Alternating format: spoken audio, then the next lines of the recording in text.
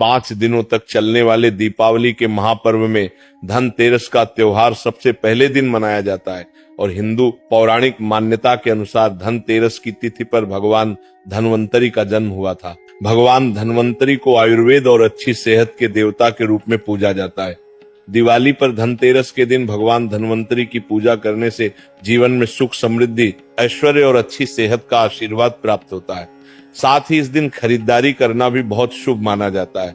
धनतेरस के दिन हर तरह के शुभ कार्य प्रारंभ किए जा सकते हैं। इस दिन विशेष रूप से सोना और चांदी के आभूषण, नए बर्तन आदि खरीदे जाते हैं। धनतेरस के दिन इस प्रकार की विशेष चीजें खरीदने पर मां लक्ष्मी जी का आशीर्वाद मिलता है। ऐसी मान्यता है कि धनतेरस के दिन हम जिस भी वस्तु की खरीदारी करके लाते हैं उसमें 13 गुना की वृद्धि होती है। इसलिए आपको ध्यान रखना है कि कोई भी ऐसी गलती ना करें, ऐसी वस्तु खरीद कर ना लाएं जिससे कि अशुभता आ जाए।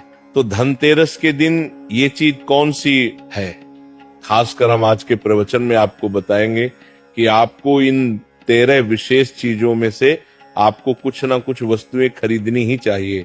अगर आप इन सभी 13 वस्तुएं ना खरीद पाए तो इनमें से जो भी आपकी सामर्थ्य हो वह वस्तु आप घर पर खरीद कर ला सकते हैं। धनतेरस के दिन माँ लक्ष्मी जी, कुबेर देवता और धन्वंतरी भगवान की पूजा करने से घर हमेशा धन, धान्य, सुख, सुविधा और वैभव से भरा रहता है। धनतेरस के दिन जो लोग सोने चांदी से बने हुए आभूषण या सोना चांदी ना खरीद पाए, उन्हें भी इस दिन कुछ चीज अवश्य ही खरीदनी चाहिए। सबसे पहली वस्तु है नई झाड़ू। धनतेरस के दिन नई झाड़ू खरीदना बहुत शुभ माना जाता है। झाड़ू को माँ लक्ष्मी जी का प्रतीक माना जाता है और ऐसा माना जाता है कि नई झाड़ू से धनतेरस के दिन पहले पूजा करके फिर उसका प्रयोग करने से घर की सारी नकारात्मक ऊर्जा दूर हो जाती है और घर में सुख, समृद्धि का वास हो जाता है। अगर हो सके, सामर्थ्य हो तो धनतेरस के दिन एक झाड़ू का गुप्त दान करना चाहिए। इसे आप मंदिर में किसी चौराहे पर या ऐसी जगह पर जहां से कोई भी जरूरतमंद व्यक्ति इस झाड़ू को उठाकर ले जाए, वहां पर आपको रख देना चाहिए। दूसरी वस्तु है साबुत धनिया। धनतेरस के दिन आप कुछ लेकर आए या ना आए, साबुत धनिया तो हर कोई ला सकता है। साबुत धनिया लाकर दिवाली के दिन उसे पूजा करने के बाद अपने ही घर में क्यारी में या गमले में डालना चाहिए और ऐसा करने से कहा जाता है कि घर में आपके जो भी धन है, जो भी आए हैं, उसमें बरकत होने लगती है। अगर आए दिन अनावश्यक रूप से खर्चे होते हो तो उसमें भी रोक लग जाती। इस दिन नमक भी खरीद कर लानी चाहिए। नमक अगर आप डली वाला लाते हैं तो और भी शुभ है, लेकिन आजकल डली वाला नमक मिलना हर जगह मुमकिन नहीं होता है। तो आप जो भी नमक आपको मिल पता हो वो नमक आप इस दिन घर पर लेकर आए। धनतेरस से लेकर दीपावली के अगले दिन गोवर्धन और भाई दूज तक आप इसी नमक का प्रयोग करें और इन 5 दिनों तक लगातार आपको नमक का पोछा भी घर में लगाना चाहिए। ऐसा करने से एक तो दरिद्रता दूर हो जाती है और घर से नकारात्मक ऊर्जा भी दूर हो जाती। चौथी वस्तु जो आपको घर पर लानी चाहिए वो है गोमती चक्र। कहते हैं कि जिस घर में गोमती चक्र होता है वहां सुख, सौभाग्य और समृद्धि की वृद्धि होती है। गोमती चक्र घर पर रखने से वास्तु दोष भी दूर हो जाता है और अगर घर परिवार में किसी भी सदस्य में आत्मविश्वास की कमी हो तो धनतेरस के दिन गोमती चक्र लाकर उनके हाथ से पूजा करवाकर फिर बाद में आपको इन गोमती चक्र को अपने मंदिर में या फिर धन रखने के स्थान पर आपको रख देना चाहिए। ऐसा करने से जो भी संबंधित परेशानी है वो दूर हो जाती है। आपको ये सारी वस्तुएं मार्केट में, पूजा वाली दुकान में बहुत आसानी से मिल जाएंगी। 5वीं वास्तु है कौड़ियां।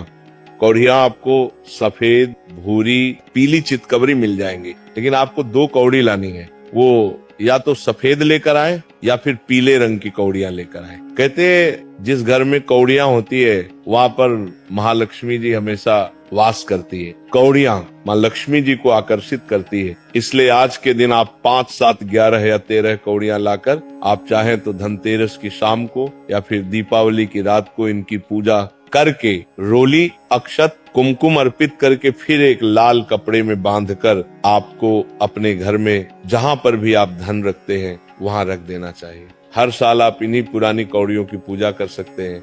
हर साल आपको कौड़ियां खरीदने की आवश्यकता नहीं है। यदि आप नई कौड़ियां खरीदना ही चाहते हैं तो पुरानी कौड़ियों को आप जल में प्रवाहित कर दें। छठी वस्तु है श्री यंत्र। श्री यंत्र खरीदते समय देखिए कि उस पर सभी चिन्ह, सभी जो भी निशान होते हैं वो अच्छे से अंकित होने चाहिए। श्री यंत्र जिस घर में होता है, नियमित रूप से श्री यंत्र की पूजा जिस घर में होती है, वहां पर भी कभी धन का अभाव नहीं रहता। श्री यंत्र की उत्पत्ति को लेकर धार्मिक पुराणों में उल्लेख मिलता है कि एक बार महालक्ष्मी जी अप्रसन्न होकर पृथ्वी से बैकुंठ लोक चली गई। माता के रुष्ट हो जाने से धरती पर बहुत सारी समस्याएं प्रकट हो गई। ब्राह्मण और महाजन बिना लक्ष्मी जी के निधन हो गए। तब ब्राह्मणों में श्रेष्ठ वशिष्ठ मुनि ने निश्चय किया कि मैं लक्ष्मी जी को प्रसन्न कर पृथ्वी पर वापस ले आऊंगा। जब मुनि वशिष्ठ बैकुंठ में जाकर महालक्ष्मी जी से मिले तो उन्हें पता चला कि महालक्ष्मी जी तो अब प्रसन्न है और वह किसी भी स्थिति में पृथ्वी पर आने को तैयार नहीं है। तब वशिष्ठ जी ने वहीं पर बैठकर भगवान विष्णु की आराधना शुरू कर दी। नारायण ने प्रसन्न है होकर मुनि वशिष्ठ को अपने दर्शन दिए। वशिष्ठ जी ने श्री हरि विष्णु से कहा कि हम पृथ्वी पर बिना लक्ष्मी जी के बहुत दुखी हैं। हमारे सारे आश्रम उजड़ गए, धरती पर वैभव खत्म होने वाला है। ये सुनकर भगवान विष्णु वशिष्ठ मुनि को साथ लेकर महालक्ष्मी जी के पास गए और उन्हें मनाने की कोशिश की, लेकिन फिर भी महालक्ष्मी जी नहीं मानी। तब उन्होंने कहा कि मैं किसी भी स्थिति में पृथ्वी पर वापस जाने को तैयार ही नहीं हूँ। जब चारों दिशाओं में महालक्ष्मी जी के पृथ्वी पर वापस न आने की बात फैल गई, तब देवताओं के गुरु बृहस्पति जी ने एक युक्ति सुझाई।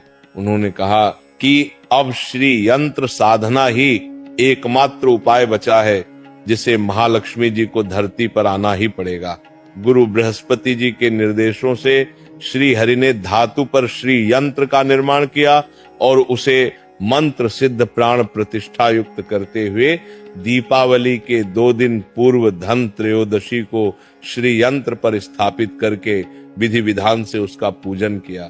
पूजन समाप्त होते होते माता लक्ष्मी जी को वहां आना ही पड़ा और वे बोली कि मैं किसी भी स्थिति में यहाँ आने के लिए तैयार नहीं थी, ये मेरा प्रण था, परंतु बृहस्पति जी की युक्ति से मुझे आना ही पड़ा।